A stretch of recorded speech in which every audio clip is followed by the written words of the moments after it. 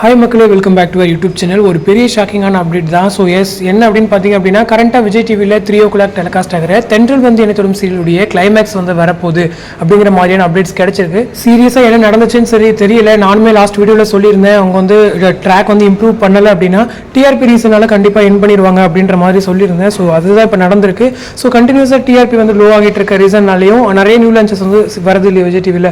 So அதுக்கெல்லாம் slots இல்லை அப்படிங்கிற ஒரு ரீசன்னாலையும் பாப்புலரான சீரியலான தென்றல் வந்து வந்து என் பண்ணிட்டாங்க.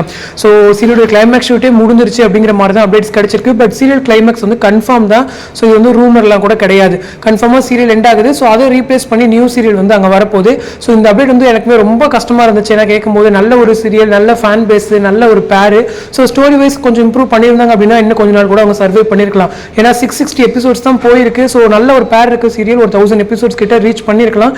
பட் வந்து சடனாக எண்ட் பண்ணுறாங்க. ஸோ எனிவே எண்ட் அப்படின்னு சொல்லும்போது நம்ம அக்செப்ட் பண்ணி மூவ் ஆன் பண்ணி தான் ஆகணும். ஸோ அந்த இடத்துல ஒரு நியூ சீரியல் வருது.